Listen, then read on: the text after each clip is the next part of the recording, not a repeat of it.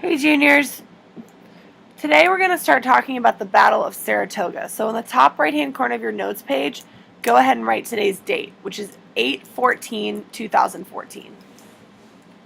As always, feel free to pause the video to get the notes that you need.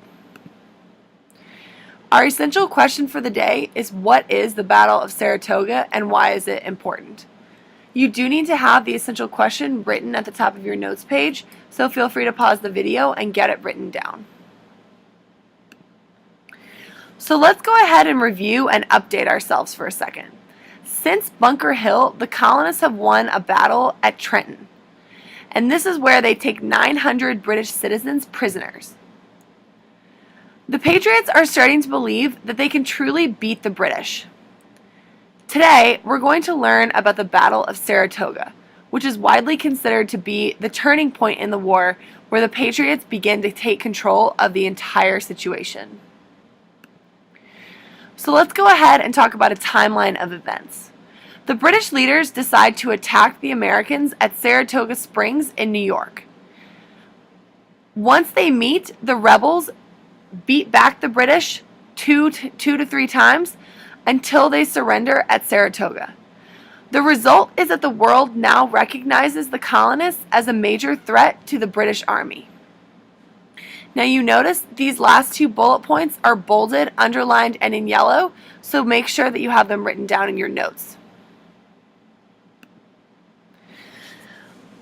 As a result of the Saratoga victory, France joins the Patriot cause and sends food, supplies, and troops to the colonists.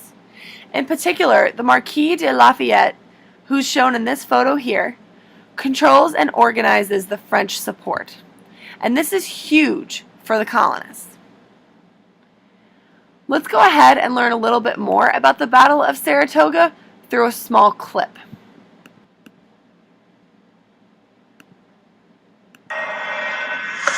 Now the two armies meet near Saratoga. Here the rebels break the rules of 18th century warfare and start targeting British officers. The plan: leave the foot soldiers leaderless. Your officers tended to be your most educated guy. They understood the communication line. They understood exactly what the orders were. They were the source of trying to get something done on a battle space. In Britain's 53rd Regiment, all but one of its 11 officers are killed or wounded.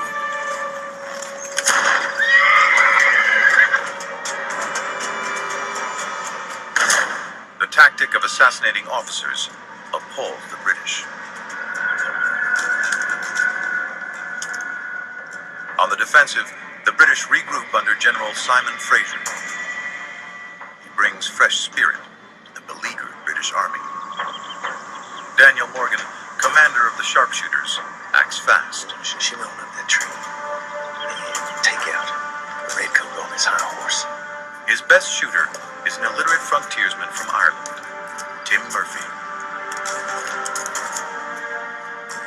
This shot will turn the tide of the war.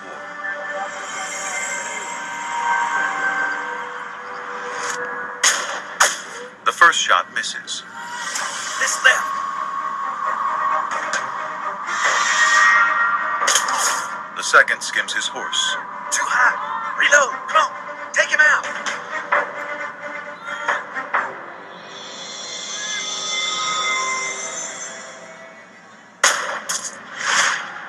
The third hits home.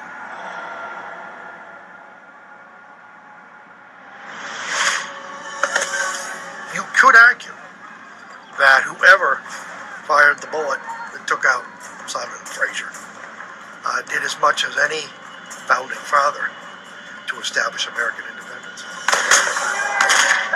Without leadership, the British lose 1,000 men. Twice as many as the Patriots.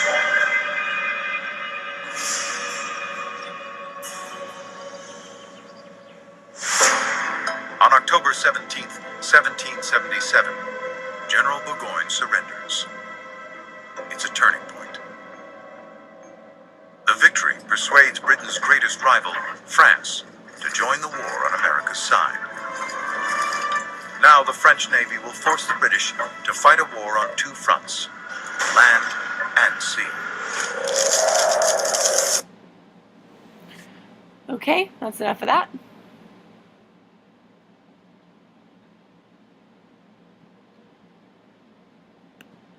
So where does this leave the colonists? As we said, Saratoga represents the turning point in the war. The colonists win, so they get a lot of support, supplies, and troops from France. The colonists are now in a position to completely beat the British, which was very unexpected considering that most of their men were made up of farmers and silversmiths who joined the army on the fly. However, at this point, the colonists are in a great position to wipe out the British and begin their own country, which, as we know, they do end up doing that. That's going to be it for Intro to New Material today, guys. Thanks.